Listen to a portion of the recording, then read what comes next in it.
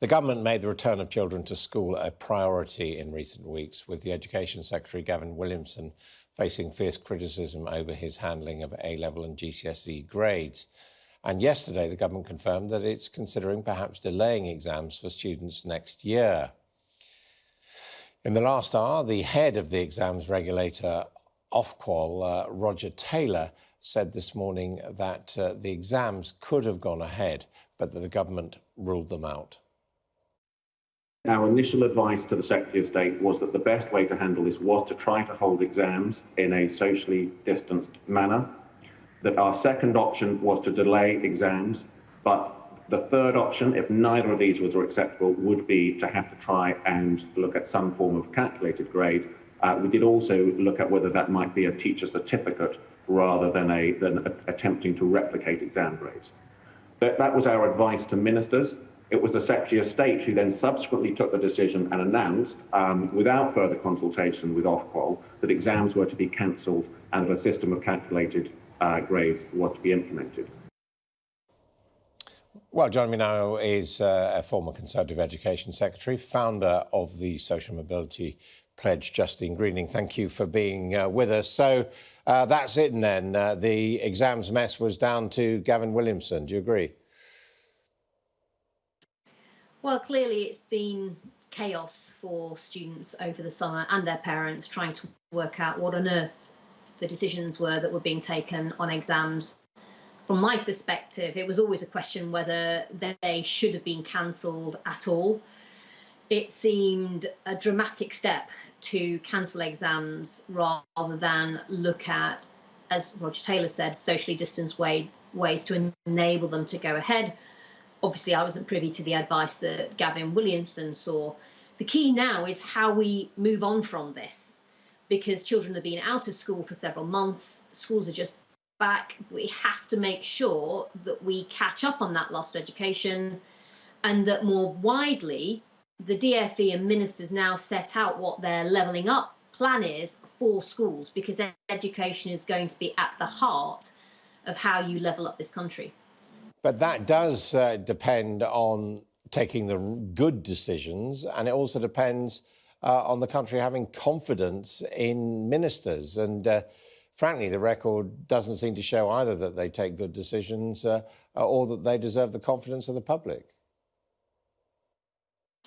And I'm sure that the questions over Gavin Williamson's future are ones that I've no doubt the Prime Minister will be looking at over the coming weeks and as he approaches a potential reshuffle. The challenge right now, though, is almost less who's in this role than what they are doing, and actually the need for the Cabinet as a whole to make sure that this national priority of getting schools open and effectively teaching our children, they have to collectively take on that responsibility and collectively make sure decisions are taken that enable education to get back on track. As I say, we're yet to see a levelling up plan for schools. It's absolutely crucial. We know that there are projects out there that are already making a big difference on levelling up. 12 opportunity areas that I set up as Education Secretary that are demonstrably delivering results. You look at the ones that are operating in Yorkshire, in Bradford, the rate of improvement in children's literacy, numeracy and maths, for example, is 16% above the national average. Similar for the other two opportunity areas in Yorkshire, 12% above the national average in terms of how fast they're improving. These are programmes that work not just inside schools, but outside the school gates with wider communities. They're making a real difference. And I think really the government now needs to take these solutions that are practically helping to level up education and then put them into more communities where they can make a big difference over the coming months and years. They've also got the practical question of what to do about next year's exams. What do you think they should do? Well, I think it's obviously an important question to look at, but as Roger Taylor of Ofqual sets out, really cancelling them is the very last option. Delaying them is also not ideal. I think from my perspective, the real risk on delay is that in a sense, it's almost government giving up on children catching up. And there's no substitute ultimately for having a much longer term plan on how we level up through the education system. I think the government should really be focusing on a more widespread strategy for helping children level up through education, not just in terms of localised effort like opportunity areas, but also increased personalised support through the tutoring system that's being brought in for particular children who we know have been worst affected.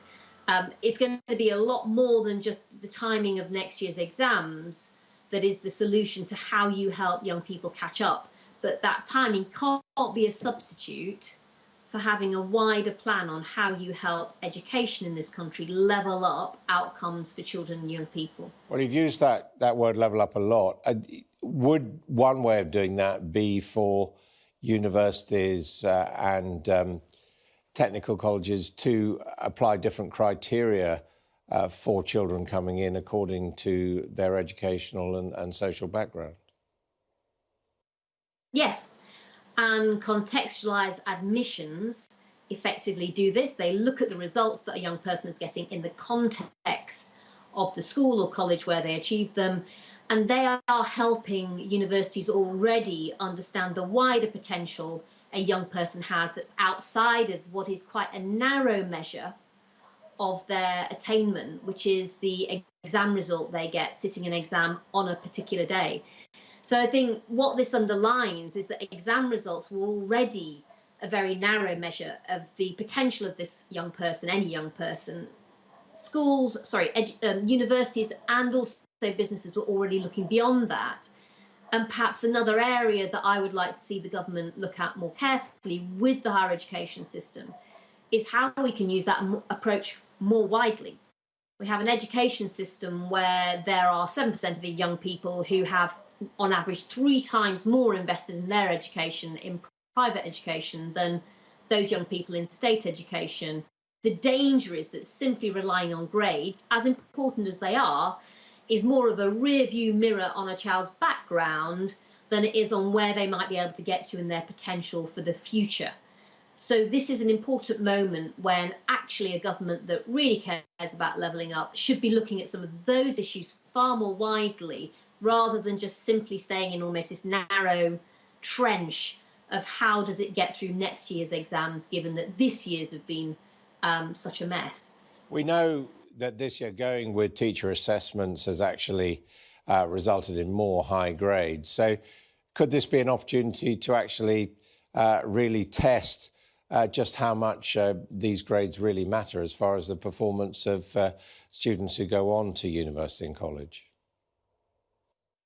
I think it's important, if we're going to rely on teacher assessments more, to make sure that we have a way of achieving them that's fair. Research by the Sutton Trust shows that teachers are more likely to assess more favourably students from more privileged backgrounds than they are students from less privileged backgrounds. So we have to be aware of the fact that teacher assessment themselves have some drawbacks.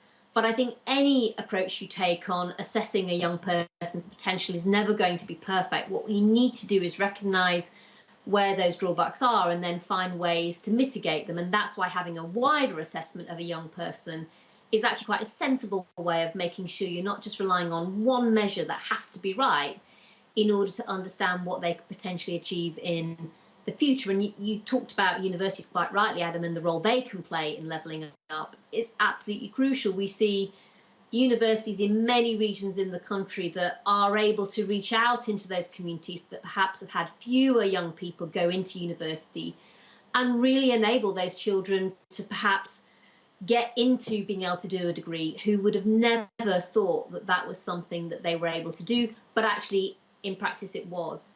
So these are the changes that we need to see in our education system, learning from what's already succeeding out there, whether opportunity areas, whether it's universities that are able to get working class kids through and into good opportunities, whether it's the work that business is doing to reach out to that wider talent pool and then get that potential into companies and thriving. Those are the solutions that I think government should be looking at and drawing on as it pulls together a wider levelling up plan across government. Justine Greening, thank you very much indeed for joining us.